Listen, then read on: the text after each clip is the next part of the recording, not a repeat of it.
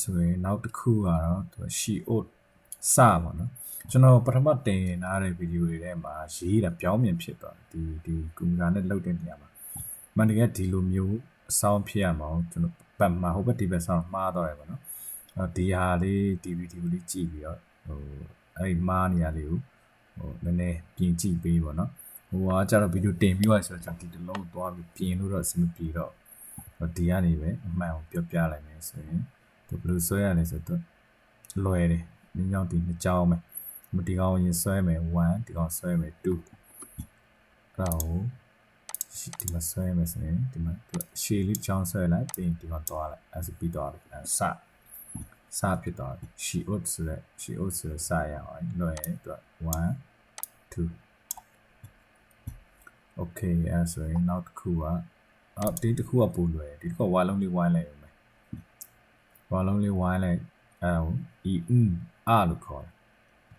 ဆိုတော့အကျင့်ရအောင်တော့ဘယ်ဘက်ကနေဒီလိုဝိုင်းလိုက်ပါနော်ဒီလိုဝိုင်းလို့မရလားဆိုရတယ်ဒါ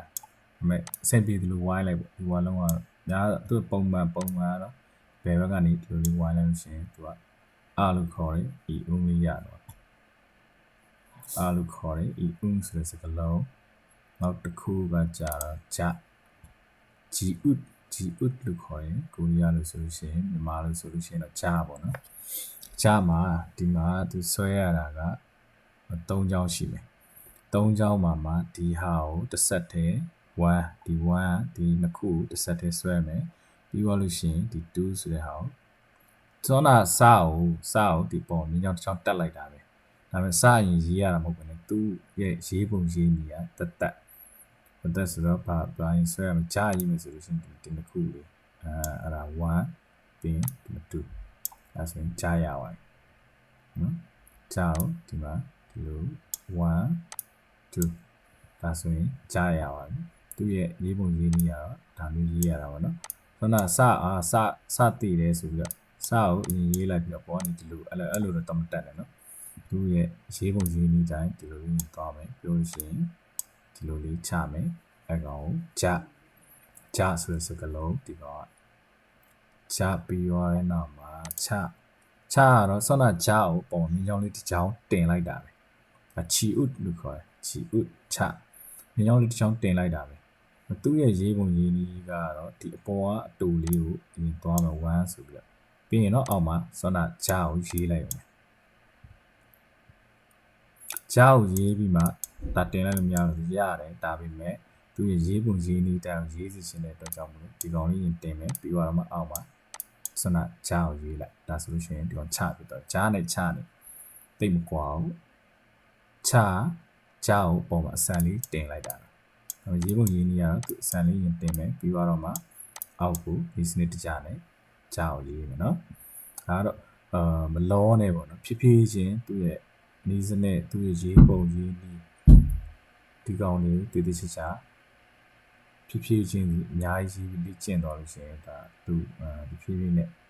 ရေးဝင်ရင်းလေးလည်းမှန်လာပြီးတော့မြန်လာပါလိမ့်မယ်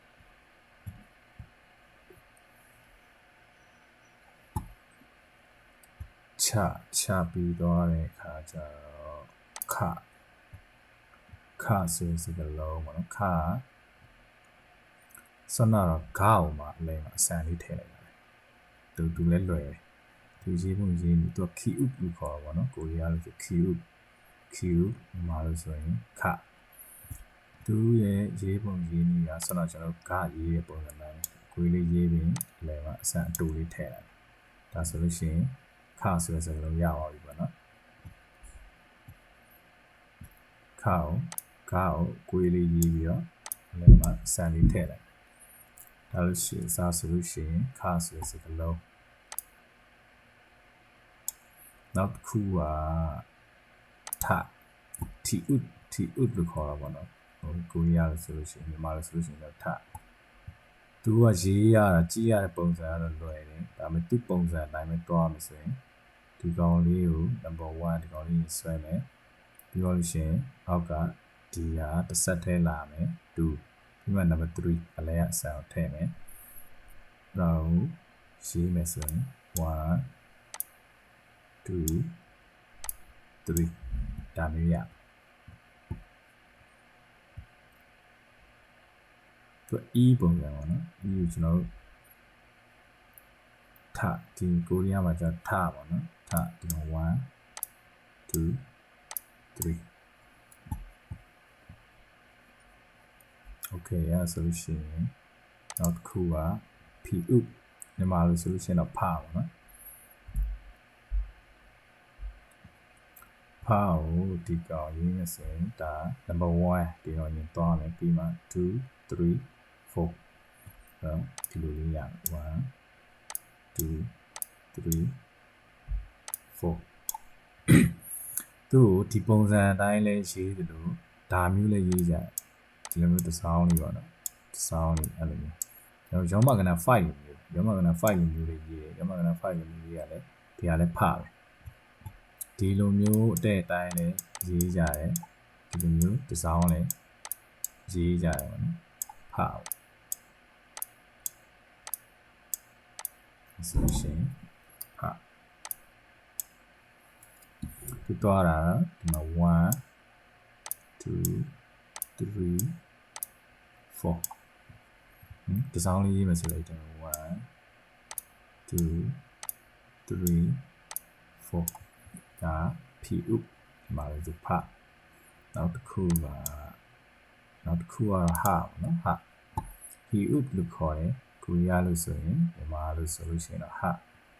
ကိုရေးတာလေဒီပေါ်မှာတင်သွားအီဥဟိုမှာပေါ်မှာဒီရင်းနှီးချောင်းတင်ထားတာလည်းတူတူပဲအမေသူရဲ့ပုံစံမျိုးစနစ်စရေးနေဆိုလို့ရှိရင်ပေါ်ကအဆန်လေးမြင်လာမယ်ပြီးရင်အောက်ကရင်းနှီးချောင်းကပေါ်ကအဆန်တစ်နည်းပူရှည်မယ်ပြီးအောက်မှာကျလို့ရှိရင်ဒီကောင်အားလေးထည့်လိုက်ဒါဆိုလို့ရှိရင်ဟာ he up လို့ခေါ်တယ် he up ကိုရီးယားလို့ဆိုရင်မြန်မာလို့ဆိုလို့ရှိရင်တော့ဟာပေါ့နော်ဟာပေါ်မှာပေါ်အသေးကိုရေးမယ်အောက်ကနည်းနည်းရှည်မယ်လို့ရှိရင်အောက်မှာဒီအားလေးလာပန်တယ်စက်တကန်ဖြစ်သွား1 2 3နော် okay ဒါဆိုရင်ပေါ်ကအဓိကဘီးတွေကပြီးသွားနောက်ထပ်သူ့မှာစင်ပွားဘီး9လုံးရှိစင်ပွားဘီး9လုံးကဘာလဲဆိုလို့ရှိရင်သူကပေါ်ကဂါဒါဘာစာဂျာကိုပဲနှလုံးစီပေါင်းပြီးရေးတာနှလုံးစီပေါင်းပြီးရေးတဲ့အတွက်သူတန်မတူတော့တော့ကဖြစ်သွားပြီးတော့ဓာတ်ကိုနှလုံးပူးပြီးတော့ရေးတာတပေါ်မှာကျဓာတ်တစ်လုံးနဲ့ဆိုဓာတ်နှလုံးဆိုတဒီကောင်လည်းတစ်လုံးနဲ့ဆိုကနှလုံးဆိုလို့ရှိရင်ဒါကဒါလည်းအပေါ်မှာဆိုလို့ရှိရင်ကျွန်တော်ဒီမှာဘနော်ဒီဘဆိုတဲ့စကားလုံးကိုဘဆိုတဲ့စကားလုံးနှလုံးပူးပြီးရေးလိုက်တဲ့အခါကျတော့ပဖြစ်သွားတယ်ဒီမှာစပေါ်မှာစဆိုတဲ့စကားလုံးစဆိုတဲ့စကားလုံးကိုနှလုံးပူးပြီးရေးလိုက်တဲ့အခါကျတော့သူစဆိုပြီးဖြစ်သွားဂျာဆိုလိုက်တယ်တလုံးနဲ့ဆိုဂျာကားငယ်ဂျာနှလုံးပေါင်းတဲ့အခါကျကြဖြစ်သွားအဲဆိုကာတာပါကြစကြအဲ9လုံးပေါ့နော်သူကစင်ပွားပြီးတော့ဒီ9လုံးပဲရှိပုံမှာတန်ကအတန်ထွက်ကပီပီတတထွက်ဖို့လေလိုတယ်ဘာလို့ဆိုလို့ရှိရင်ဒီကောင်ကတလုံးနဲ့ဆိုကနှလုံးဆိုကဖြစ်သွားတယ်အဲ့တော့ဂါနဲ့ကပီပီတတကွဲပြပြဆိုမှတန်ထွက်တွေကနောက်ကျလို့ရှိရင်မမှားမှာနောက်အဲ့လိုတန်ထွက်ပီပီတတမဆိုဘူးဆိုလို့ရှိရင်နောက်ကျရင်ကျွန်တော်စလုံးလေးရေးတဲ့အခါမှာအဓိပ္ပာယ်မှားသွားနိုင်တယ်ပေါ့နော်အဲ့တော့ဒီကောင်ကာတာပါစာကြโอเคအဲ့ဒါဆိုလို့ရှိရင်ကျွန်တော်တို့ဒီကြီးစကူလုံးပြီးပြီပေါ့နော်ဒီစကူလုံးကျွန်တော်ပြီးပြီဆိုရင်အစကနေကျွန်တော်တစ်လုံးချင်းကြီးပြန်ပြီးတော့ဆိုပြရမယ်ဆိုရင်ဒါကဒီကောင်ကနာဒါ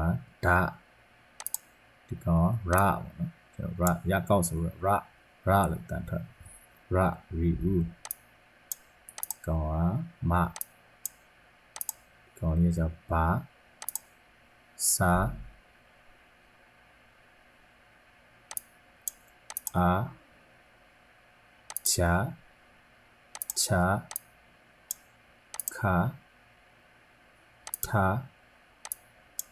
pha ha အဆုံး၅လုံးကတော့ကတာပစကြနော်အလွယ်မမေ့အောင်ဆိုလို့ကျွန်တော်ဆိုလို့ရှိရင်ကျွန်တော်စပြီးတော့လေ့လာတော့ကဆိုလို့ရှိရင်ကာနာတာရမပစအာကြချခထဖဟကတာပစကြအဲ့လိုလေးအလို့ရအောင်ကြက်နိုင်လို့ရှိရင်ဒီနောက်ဆိုလို့ရှိရင်စလုံးမမားတော့ဘူးနော်အဲ့ဆိုလို့ရှိရင်ဒီနေ့ဗီဒီယိုလေးကတော့ဒီလောက်ပါပဲ subscribe နဲ့ notification လေးမနှိပ်ရသေးဘူးဆိုလို့ရှိရင်အဲ့ဒါလေးနှိပ်သွားပြကြပါအောင်နော်နောက်ကြလို့ရှိရင်နောက်ထပ်ဗီဒီယိုမှာတရတွေကိုကျွန်တော်ဆက်ပြီးတော့ဗီဒီယိုတင်ပြီးတော့ပါမယ်အားလုံးကျေးဇူးတင်ပါတယ်